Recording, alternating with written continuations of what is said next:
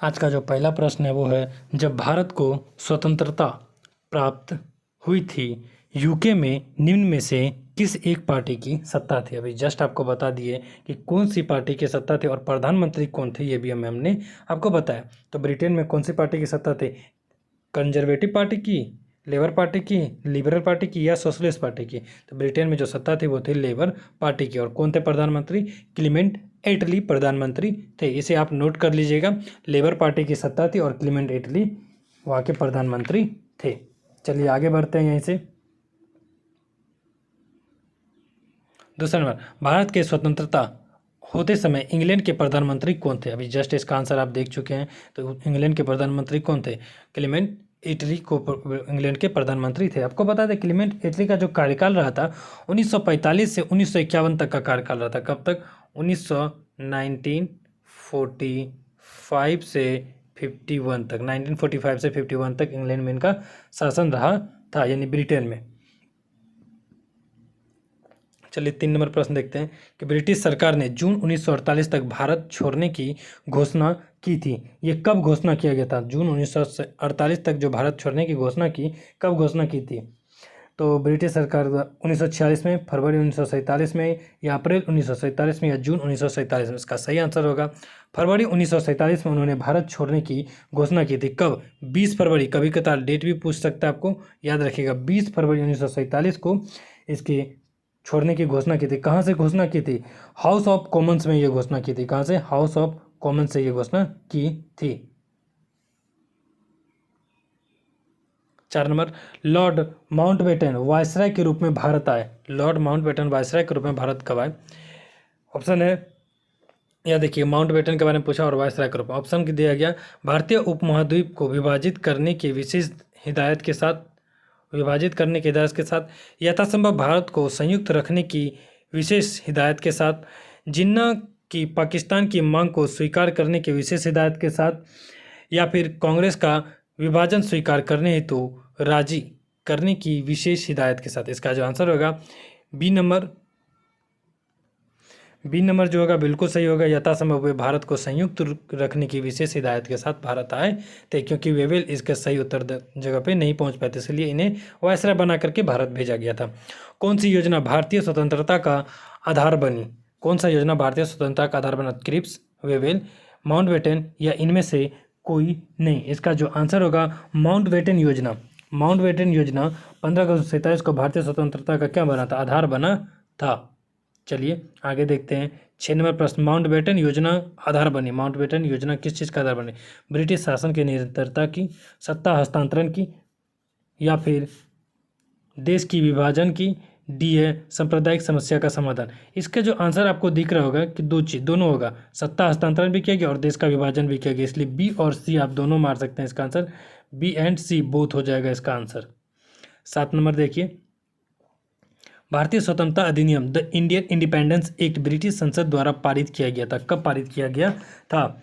इसे आपको बता दें, अगर इसका जो सही आंसर होगा 3 जून 1947। कब? 3 जून 1947 को जो माउंटबेटन योजना आया था उनके अनुसार इसे ब्रिटिश संसद द्वारा जुलाई 1947 में भारतीय स्वतंत्रता अधिनियम पारित किया गया था। कब? 3 जून 1947 को माउंटबेटन योजना के बाद, उन्हीं के योजना के कारण से इसे जुलाई 1947 में क्या किया गया था? पारित कर दिया गया था। इसी के बाद देखते हैं कि भारत और पाकिस्तान डोमिनियन की स्थापना के लिए 15 अगस्त 1947 को की तिथि को निश्चित कर दिया गया था, और यही अधिनियम 18 जुलाई 1947 से ही प्रभावी हो चुका था। क्या हो जाएगा इसका आंसर? अभी जस्ट बता दिए, जुलाई 1947। कहाँ है? जुलाई 1947। बी नंबर आंसर बिल्कुल सही है। 8 नंबर, भारतीय स्वतंत्रता अधिनियम 1947 प्रभावी हुआ था। भारतीय स्वतंत्रता अधिनियम 1947 कब प्रभावित हुआ था? अभी जस्ट ऊपर देखें ना, 18 जुलाई 1947 से प्रभावित हो गया था। कब? 18 जुलाई 1947। ये जो आंसर है बिल्कुल सही है, 18 जुलाई 1947 से ये प्रभावी हो गया था। चलिए इसी के साथ आगे देखते हैं। 9 नंबर प्रश्न देखते हैं कि भारतीयों को वर्ष 1947 में सार्वभौम सत्ता सौंपने की योजना निम्न में से किस नाम से जानी गई? सार्वभौम सत्ता सौंपने की योजना निम्न में से किस नाम से जानी गई थी? डुरंड योजना, मार्ली मिंटो सुधार, माउंटबेटन योजना, मिल गया हमारा आंसर। किस नाम से जाना गया? माउंटबेटन योजना के तहत हमारे भारत का विभाजन सत्ता सौंपा गया था। 10 नंबर देखते हैं, भारत के विभाजन से संबंधित माउंटबेटन योजना की सरकारी तौर पर घोषणा कब हुई थी? माउंटबेटन योजना को पूरी सरकारी तौर पर कब योजना की घोषित किया गया था? कई बार पढ़ रहे हैं 3 जून 1947, 3 जून 1947, इसका मतलब आंसर भी क्या होगा? 3 जून 1947। फ्रेंड्स आपको बता दें, ये क्लास आपको बिहार एसएससी, सीजीएल, बिहार का जो आने वाले सीजीएल है, आरपीएफ का पोस्ट, यहाँ तक कि BPSC, MPPCS, ARO, RO, UPPCS,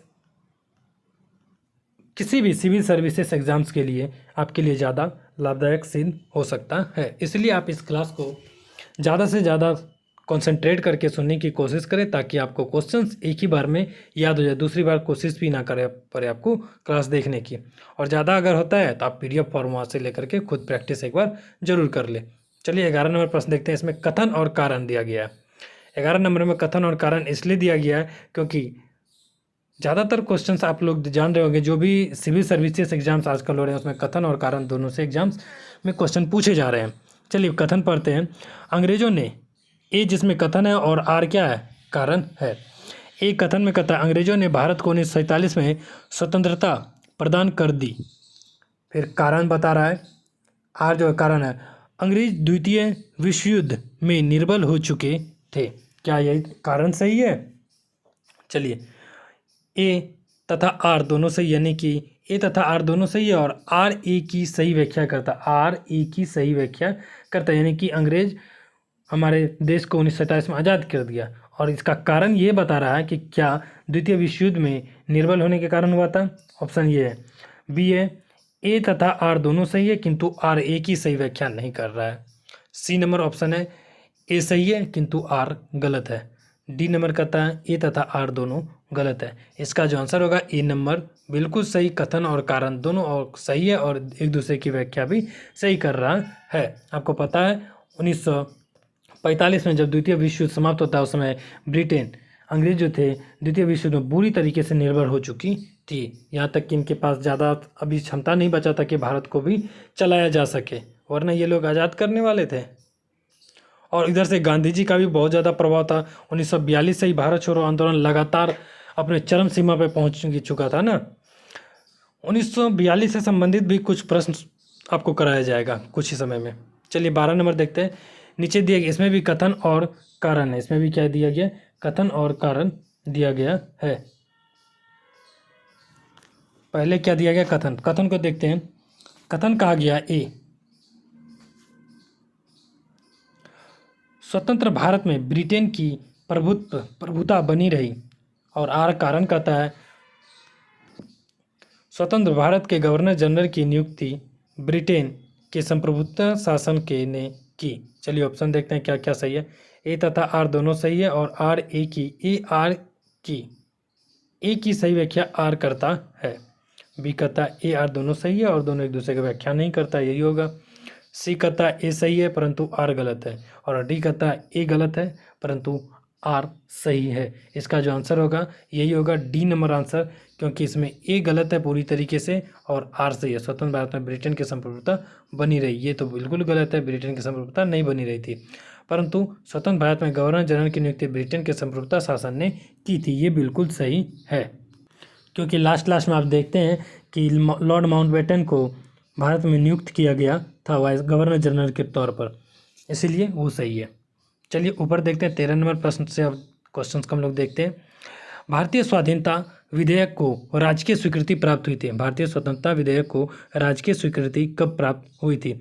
इसका जो आंसर होगा 18 जुलाई 1947 को। क्या हो जाएगा? 18 जुलाई 1937 को। फ्रेंड्स 40 क्वेश्चंस करना है, इसलिए हम लोग जल्दी से क्वेश्चंस थोड़ा सा फास्टली करते निकलेंगे।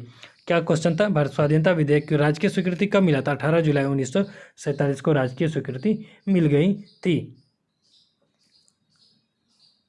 जबकि पेश कब किया गया था? 4 जुलाई। ये याद रखिएगा, ब्रिटिश हाउस ऑफ कॉमन्स में पेश कब किया गया था? इसे 4 जुलाई को, 4 जुलाई 1947 को पेश किया गया था। हाउस ऑफ कॉमन्स में 4 जुलाई 1947 को पेश किया गया था। वहीं 15 जुलाई 1947 को हाउस ऑफ कॉमन्स द्वारा इसे अगले दिन यानी कि 15 जुलाई 1947 को हाउस ऑफ कॉमन्स द्वारा तथा इसके अगले दिन हाउस ऑफ लॉर्ड्स द्वारा इसे विधेयक को पारित कर दिया गया, यानी कि पेश तो किया गया था कब, 4 जुलाई को पेश किया गया, लेकिन 15 जुलाई को हाउस ऑफ कॉमन्स स्वीकृति दे दिया। लेकिन 15 जुलाई को जब हाउस ऑफ कॉमन्स स्वीकृति देते हैं तो 16 जुलाई को कौन स्वीकृति देते हैं, हाउस ऑफ लॉर्ड्स।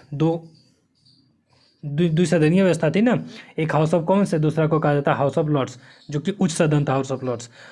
तो हाउस ऑफ लॉर्ड्स कब देते हैं इसकी स्वीकृति, ऊपर बढ़ा के थोड़ा लिख देते हैं, 15 जुलाई को हाउस ऑफ कॉमन्स और 16 जुलाई को हाउस ऑफ लॉर्ड्स के द्वारा स्वीकृति दी जाती है, जिसके बाद दोनों के तत्पश्चात विधेयक को राजकीय स्वीकृति 18 जुलाई को मिल जाता है। चलिए 14 नंबर प्रश्न देखते हैं। भारत के विभाजन का बाल्कन प्लान उपज था। भारत के विभाजन का जो बाल्कन प्लान, ये किसके दिमाग का उपज था, तो आपको बता दें ये बाल्कन प्लान लॉर्ड माउंटबेटन के उपज के दिमाग का, मस्तिष्क का उपज था। लॉर्ड माउंटबेटन के मस्तिष्क का उपज था। चलिए 15 नंबर प्रश्न देखते हैं। 15 नंबर कहता है कि 1947 में भारतीय राष्ट्रीय कांग्रेस देश के विभाजन के लिए मुख्य रूप से इसलिए सहमत हुई क्योंकि, देश के विभाजन के लिए मुख्य रूप से क्यों सहमत हुई थी। ए, उन्होंने तब 2 राष्ट्रीय सिद्धांत स्वीकार था। बी, इसे ब्रिटिश सरकार द्वारा थोपा गया था और कांग्रेस इस मामले में निस्सहाय थी। सी नंबर का क्वेश्चन है, सी नंबर ऑप्शन है सॉरी, वे बड़े पैमाने पर संभावित सांप्रदायिक दंगे को बचाना चाहते थे। डी है, भारतीय स्वाधीनता प्राप्त करने के अवसर अन्यथा वंचित रह जाता। सही बात है, सी नंबर आंसर जो है क्या है, बिल्कुल सही है। वे बड़े पैमाने पर संभावित सांप्रदायिक को जो दंगा हो रहा था हिंदू मुस्लिम में, इस दंगे को वहीं बुद्ध द्वारा रूपांतरित निम्न व्यक्तियों में से कौन सा अंतिम था। बुद्ध द्वारा रूपांतरित निम्न व्यक्तियों में से कौन सा व्यक्ति अंतिम रूप से था। तो इसका जो आंसर हो जाएगा क्या हो जाएगा, डी, सुबुद्ध हो जाएगा। इसका भी आंसर क्या हो जाएगा, सुबुद्ध। 17 नंबर प्रश्न देखिए। फ्रेंड्स, जो भी आप इस चैनल पे नए हैं, आप इससे पहले कई सारे एमसीक्यूज़ कराया जा चुका है, आप उस क्लास से जुड़ करके वहाँ से एमसीक्यूज़ कर सकते हैं, ताकि आपको आने वाले एग्जाम्स में काफ़ी लाभदायक सिद्ध हो सके ये क्लास। और जो भी आप लोग न्यू हैं, प्लीज़ चैनल को सब्सक्राइब जरूर करें, ताकि आप लोग हमारे साथ जुड़े रहें, और आपका साथ हमारे लिए बहुत ही ज़रूरी है। चलिए 17 नंबर क्वेश्चन देखते हैं कि बुद्ध ने अपने जीवन की अंतिम वर्षा ऋतु कहाँ बिताई। तो बुद्ध ने अपने जीवन की अंतिम वर्षा ऋतु कहाँ पे बिताई। ये जो अंतिम वर्षा ऋतु बिताते हैं, ये वैशाली में बिताते हैं। कहाँ पे, वैशाली में। चलिए 18 नंबर प्रश्न देखते हैं कि निम्नलिखित में से कौन सा एक बौद्ध मत में निर्वाण की अवधारणा की सर्वश्रेष्ठ व्याख्या करता है। निर्वाण की अवधारणा में सर्वश्रेष्ठ व्याख्या क्या करता है। इसका जो आंसर होगा, तृष्णा रूपी अग्नि का समन। तृष्णा रूपी अग्नि का समन। इस क्वेश्चन के बारे में थोड़ा सा बात करेंगे तो बुद्ध कहते थे, बुद्ध ने कहा कि निर्वाण को मन की उस परम शांति के रूप में वर्णित किया है। निर्वाण मतलब पूरे ज्ञान प्राप्त करना है, जो तृष्ण, क्रोध और दूसरी विषादकारी मन स्थितियों से परे है। और यह शांति तभी प्राप्त होती है जब सभी वर्तमान इच्छाओं के कारण समाप्त हो जाए, ऐसा बुद्ध का कहना था। और भविष्य में पैदा हो सकने वाली सभी इच्छाओं का जो है जड़ से नाश हो जाए। कहा जाता मतलब वो इसका समझ में आ रहा है कि हमारे मन में जो भी इच्छा जगती है, अगर हम इस इच्छा को ही खत्म कर दिया जाए, अपने शरीर पे कंट्रोल करें, जो मिल रहा है उसमें परिपूर्ण रूप से खुश रहे, यानी कि इच्छा को अगर पूरी तरीके से जड़ से नाश कर दें, तो हमें क्या हो सकता है, इन सभी दुख कष्ट से क्या मिल सकता है, छुटकारा प्राप्त हो सकता है। यही बोला ना, तृष्णा रूपी अग्नि का समन। तृष्णा रूपी अग्नि का समन का मतलब है कि द्वेष कारण कुछ जड़ को पूरी तरीके से समाप्त करना। चलिए 19 नंबर प्रश्न देखते हैं। अलार कलाम कौन थे। महात्मा बुद्ध जब गृह त्यागते हैं तो उनके जो प्रथम गुरु होते हैं वे अलार कलाम भी ही है। पहला गुरु अलार कलाम और दूसरा कौन होते हैं, रुद्र करामपुत। रुद्र करामपुत इनके दूसरे गुरु होते हैं। चलिए 20 नंबर प्रश्न। महात्मा बुद्ध ने अपना पहला धर्म चक्र परिवर्तन किस स्थान पर दिया। यानी कि जब पहली बार ये महात्मा बुद्ध जब अपना पहला प्रचार प्रारंभ करता है, ये कहाँ से करते हैं, उरुवेला से सबसे पहले ऋषिपत्तनम उसका नाम दिया। ऋषिपत्तनम या फिर आप सारनाथ बोल सकते हैं, वहाँ से इन्होंने पहला परिवर्तन दिया, जिसे उपदेश जो दिए थे इन्हीं को धर्मचक्र प्रवर्तन के नाम से जाना गया। यानी कि पहला उपदेश जो दिया उसे किस नाम से जाना गया? धर्मचक्र प्रवर्तन। कहाँ से दिए? सारनाथ से, या उर्वेला भी कभी ऑप्शन में रहता है। 21 नंबर, बुद्ध ने अपना पहला उपदेश कहाँ दिए थे? सारनाथ में। कहाँ दिए थे? सारनाथ में। सबसे पहला उपदेश कहाँ दिए? सारनाथ में। 22 नंबर, सारनाथ में अपना प्रथम प्रवचन किसने दिया? तो प्रथम प्रवचन किसने दिया? तो महात्मा बुद्ध ने। ऑप्शन क्या है? महात्मा बुद्ध ने। 23 नंबर, गौतम बुद्ध अपना प्रथम उपदेश कहाँ दिए? इसका भी आंसर क्या हो जाएगा? सारनाथ। गौतम बुद्ध अपना प्रथम उपदेश कहाँ देते हैं? सारनाथ। 3 से 4 बार दिया गया, ये इसलिए कि ताकि आपको याद हो जाए। ग्रंथों में उल्लिखित धर्म चक्र प्रवर्तन है उनका बुद्ध का दर्शन, सारनाथ में दिया गया उनका प्रथम उपदेश। यही हो जाएगा आंसर। क्या हो जाएगा? सारनाथ में दिया गया प्रथम उपदेश को ही धर्मचक्र प्रवर्तन कहा गया है। धर्मचक्र प्रवर्तन किया गया था कहाँ पे? सांची में, श्रावस्ती में, और 1917 को पटना विश्वविद्यालय की स्थापना हुई थी। चलिए 25 नंबर, 1917 को पटना विश्वविद्यालय सर्जेंट योजना के अंतर्गत हुआ था। 25 नंबर, पटना उच्च न्यायालय का स्थानीय बेंच है भागलपुर, मुजफ्फरपुर, गया। उपयुक्त में से कोई नहीं। इसका आंसर होगा उपयुक्त में से कोई नहीं, क्योंकि अभी जो माना जा रहा है पटना उच्च न्यायालय का कोई भी बेंच नहीं है। 26 नंबर, राज्य के उच्च न्यायालय के संबंध में कौन सा कथन सही है? थोड़ा ये लॉन्ग है, तो आप देखिएगा। उसके आरंभिक क्षेत्राधिकार में संविधान की व्याख्या तथा नागरिकों की सुरक्षा संबंधी मामले आते हैं। फिर अपील क्षेत्राधिकार के अंतर्गत उच्च न्यायालय मूल रूप से एक अपील सुनने वाला न्यायालय होता है। सी, प्रशासकीय क्षेत्राधिकार में राज्य के सभी अधीनस्थ न्यायालयों का निरीक्षण तथा नियंत्रण शामिल है।